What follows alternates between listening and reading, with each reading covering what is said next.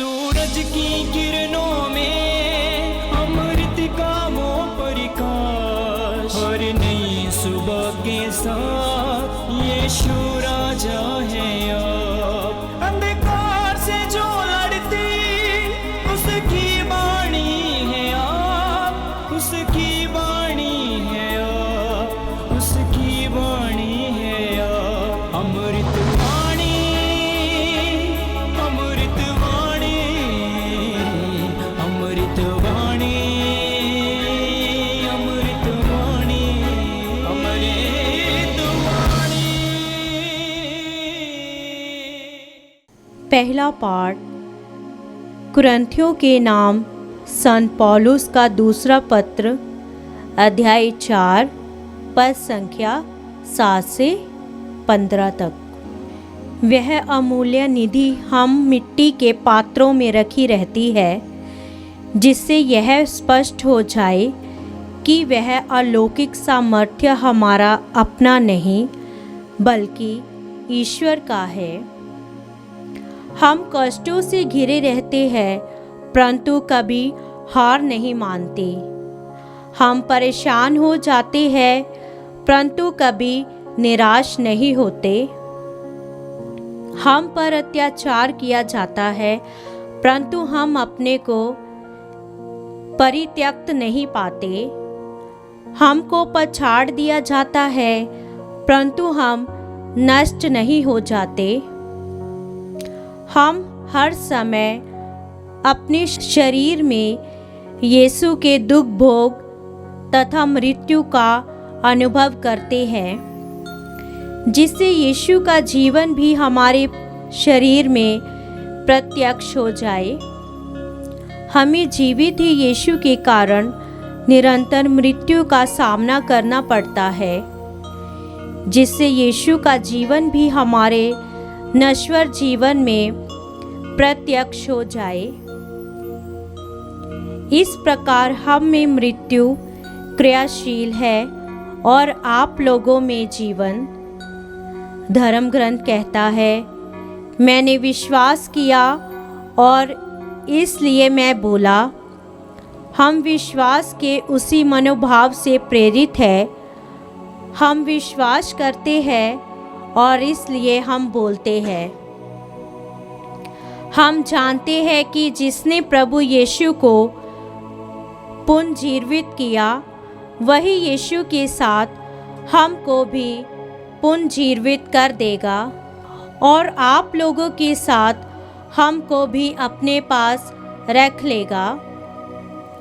सब कुछ आप लोगों के लिए हो रहा है ताकि जिस प्रकार कृपा बहुतों में बढ़ती जाती है, उसी प्रकार ईश्वर की महिमा के लिए धन्यवाद की प्रार्थना करने वालों की संख्या भी बढ़ती जाए। यह प्रभु की वाणी है। ईश्वर को धन्यवाद। अनुवाक्य। हे प्रभु, मैं तुझे धन्यवाद का बलिदान चढ़ाऊँगा। हे प्रभु, मैं तुझे धन्यवाद का बलिदान चढ़ाऊँगा। यद्यपि मैंने कहा, मैं अत्यंत दुखी हूँ, तब भी मैंने भरोसा नहीं छोड़ दिया। मैंने संकट में पड़कर यह भी कहा था, कोई भी मनुष्य विश्वसनीय नहीं है। अनुवाक्य। हे प्रभु, मैं तुझे धन्यवाद का बलिदान चढ़ाऊँगा। अपने भक्तों की मृत्यु से प्रभु को भी दुख होता है। हे प्रभु, मैं तेरा सेवक हूँ, तेरा दास हूँ, तूने मेरे बंधन खोल दिए। अनुवाक्य। हे प्रभु, मैं तुझे धन्यवाद का बलिदान चढ़ाऊँगा। मैं प्रभु का नाम लेते हुए धन्यवाद का बलिदान चढ़ाऊँगा। प्रभु की सारी प्रजा के सामने प्रभु के लिए अपनी मन्नतें पूरी करूँगा। अनुवाक्य। हे प्रभु, मैं तुझे धन्यवाद का बलिदान चढ़ाऊँगा। जय घोष। हालेलुया। आप लोग संसार में उज्जवल तारों की तरह चमकेंगे, क्योंकि जीवन का वचन आप लोगों को प्राप्त हो गया है। हालेलुया। संत मत्ती के अनुसार पवित्र सुसमाचार अध्याय 20 पद संख्या 20 से 28 तक।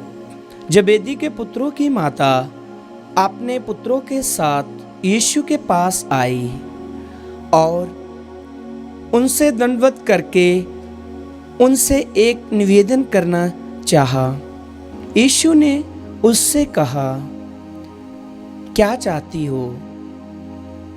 उसने उत्तर दिया, ये मेरे 2 बेटे हैं। आप आज्ञा दीजिए कि आपके राज्य में एक आपके दाएं बैठे और एक आपके बाएं। यीशु ने उनसे कहा, तुम नहीं जानते कि क्या मांग रहे हो। जो प्याला मैं पीने वाला हूँ, क्या तुम उसे पी सकते हो? उन्होंने उत्तर दिया, हम पी सकते हैं। इस पर यीशु ने उनसे कहा, मेरा प्याला तो तुम पियोगे, किंतु तुम्हें अपने दाएं या बाएं बैठने देने का अधिकार मेरा नहीं है। वह स्थान उन लोगों के लिए है जिनके लिए मेरे पिता ने उन्हें तैयार किया है। जब 10 प्रेरितों को ये मालूम हुआ तो वे दोनों भाइयों पर क्रुद्ध हो गए। यीशु ने अपने शिष्यों को अपने पास बुलाकर कहा, तुम जानते हो कि संसार के अधिपति अपनी प्रजा पर निरंकुश शासन करते हैं और संतानदारी लोगों पर अधिकार जताते हैं। तुम में ऐसी बात नहीं होगी। जो तुम लोगों में बड़ा होना चाहे वह तुम्हारा सेवक बने, और जो तुम में प्रधान होना चाहे वह तुम्हारा दास बने। क्योंकि मानव पुत्र भी अपनी सेवा कराने नहीं बल्कि सेवा करने तथा बहुतों के उद्धार के लिए अपने प्राण देने आया है। प्रभु का सुसमाचार। क्रिस्त की जय।